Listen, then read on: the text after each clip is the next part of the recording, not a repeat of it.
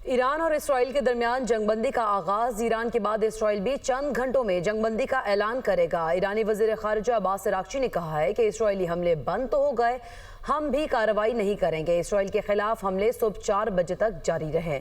इसी सारी सूरत हाल पर बात करने के लिए हमें ज्वाइन किया साबिक सफ़ीर डॉक्टर जमील खान साहब ने। बहुत शुक्रिया डॉक्टर साहब आपके कीमती वक्त का। डॉक्टर साहब, ये जो अमरीकी सदर की जानिब से दावा किया जा रहा है, आपको लगता है कि हकीकत पर मबनी है या फिर एक महज सियासी चाल भी हो सकती है? नहीं, इसमें हकीकत में मबनी ज्यादा इसलिए मालूम होता है और उसमें उसके कुछ मंतक है और उसकी कुछ जो डेवलपमेंट है, अगर उस पर तायराना नजर डाली जाए तो अंदाजा हो जाएगा हुआ क्या। ये विन विन गेम किस तरह बनाई गई, एटलीस्ट जो डोनाल्ड ट्रंप कहते हैं विन विन गेम इस तरह बनाई गई कि इजराइल ने 200 जहाजों के साथ पहले तो दिन हमला कर दिया आज से 12 रोज कबल, और उसके बाद 70 बैटरियां जो फिजाई दफाई निजाम के थी ईरान की, उसको तबाह कर दिया। मुख्तसर किस्सा ये कि इजराइल ने समझा कि हमने कमर तोड़ दी है ईरान की और ईरान अब इजराइल को नुकसान पहुंचाने के काबिल नहीं है। उस पे सोने पे सुहागा ये हुआ कि जो इजराइल मुश्किल पेश आ रही थी उसने हमला किया नातान पे, उसने फर्दों पे हम किया, उसने पे किया, लेकिन वो इतनी ज्यादा जमीन के अंदर उनकी फैसिलिटीज थी, जमीन दोज फैसिलिटीज को नुकसान पहुंचा। तो फिर अमेरिका मदद के लिए आया, जो कि हमेशा आता है इजराइल की, और उन्होंने P2 बम्बर से उसको उड़ा दिया। अब डोनाल्ड ट्रंप यही तो क्लेम कर रहे हैं कि अगर अपने पायलट्स को कह रहे हैं कि अगर मेरे पायलट्स और B2 बम्बर ना होते तो ये जंग खत्म नहीं होती। तो एक तो वो क्लेम कर रहे हैं विक्ट्री डोनाल्ड ट्रंप, और इजराइल विक्ट्री ये क्लेम कर रहा है कि न्यूट्रलाइज हो गया ईरान।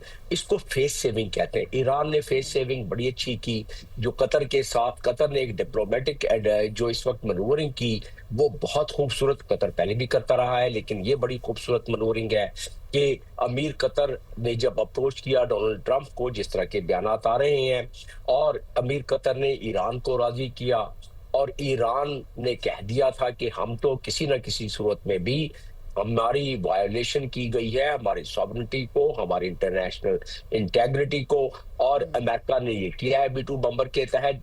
इजराइल से तो अपने स्कोर सही कर रहे थे, वो B2 बम्बर के तहत ये किया है, हम अमेरिका के बेसिस पे हमला करेंगे, अनाउंस किया था उन्होंने, और उन्होंने करना ही करना था। आपको ये बस याद रहे कि जब कासिम सुलेमानी को शहीद किया गया उस वक्त भी यही अनाउंस किया था ईरान ने, और उस वक्त भी उन्होंने अरबील एयर बेस जो है अमेरिका का इराक में उन्होंने हमला किया, और उसमें भी ये वेल कैलिब्रेटेड, वेल कैलकुलेटेड हमला उस वक्त भी था 2023 में, और ये जो कतर में कल हुआ है ये भी वेल कैलकुलेटेड, वेल कैलिब्रेटेड है।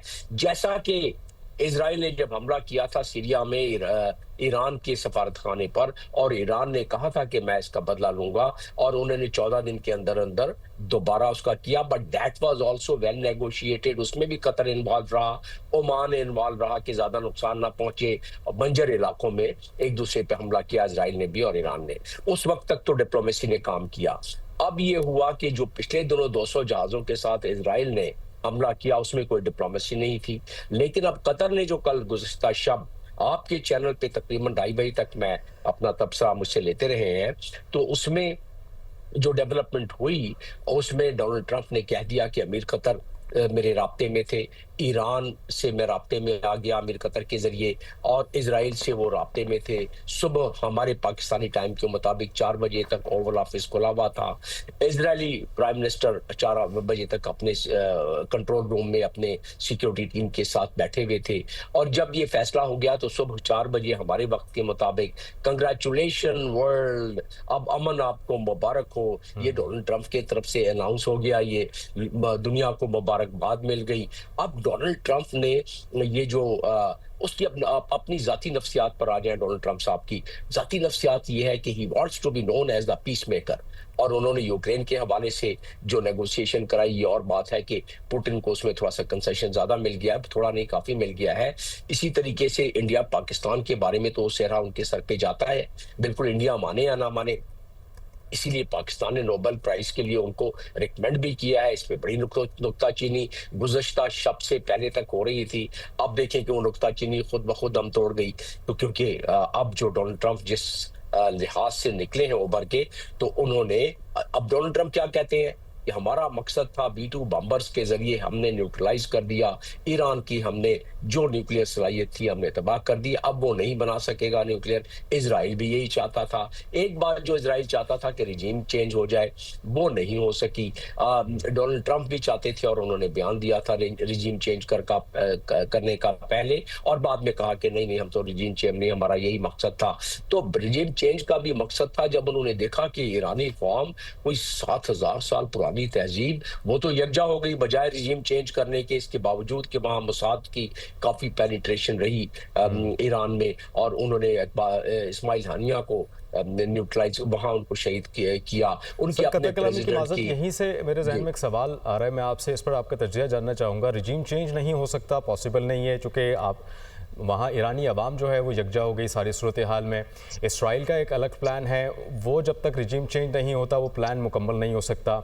डोनाल्ड ट्रंप आजकल जो है वो अनप्रेडिक्टेबल सी शख्सियत बन गए हैं। क्या होने जा रहा है अगर रिजीम चेंज नहीं होगा, और अगर ईरान जो है अपने न्यूक्लियर हथियार जिस तरह से कह रहा है कि हमारे पास अभी भी मौजूद हैं, अगर वो नहीं ख़त्म करता तो फिर आगे हम क्या समझ रहे हैं मुस्तकबिल मशरिक़ वस्ता का और फिर ग्रेटर इसराइल प्लान का?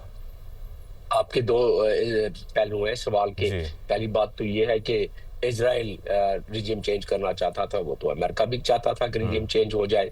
और जब डायनामिक्स होते हैं जंगों के, उन डायनामिक्स में डेली बेसिस पे, आवरली बेसिस पे, मिनट टू मिनट बेसिस पे चीजें चेंज हो रही होती हैं। उनकी मिस कैलकुलेशन इजराइल की ये थी कि जैसे ही वो बम्बार्डमेंट वगैरह करेंगे, उन्होंने बिल्कुल तैयार करके खिला पिला के रखा हुआ था रजा पहलवी को कि उसको हम बैठा देंगे लाके ऊपर से पैराशूट के जरिए, मैं महावरतन कह रहा हूँ पैराशूट के जरिए, तो उसको लाके हम उसको बना देंगे, उसका वहां सरबराह ईरान का। लेकिन जी बिल्कुल एग्जैक्टली।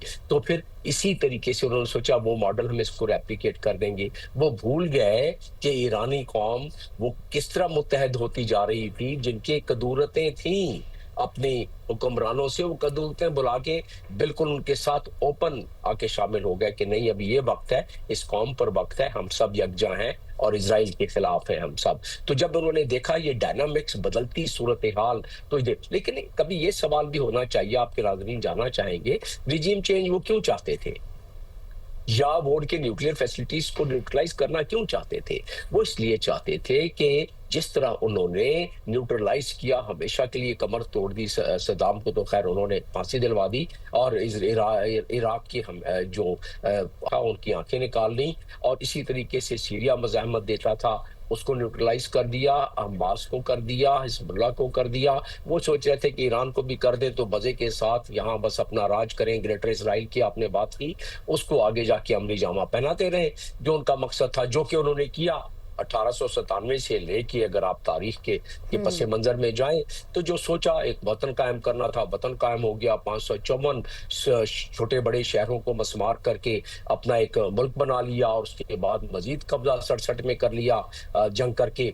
और उसके बाद सीरिया में देखें कि अभी वो 6, 7, 8 मील अंदर तक आके बैठे हुए हैं, और मजीद आते जाएंगे। गोलान हाइट को हजम कर गए, इसके बावजूद कि वो सिक्योरिटी काउंसिल का उसमें रेजोल्यूशन है। तो ये पूरी की पूरी अगर इस चेन को डिस्कस करें तो सामने सूरत हाल आ जाए। उन्हें नहीं पता था, जो मिसकैलकुलेशन हुई, जंगों में मिसकैलकुलेशन हो जाती है कि ईरान न सिर्फ मुत्तहद हो जाएगा, बल्कि मुजाहिमत ऐसी देगा कि आग के शोले आसमानों पर नजर आएंगे।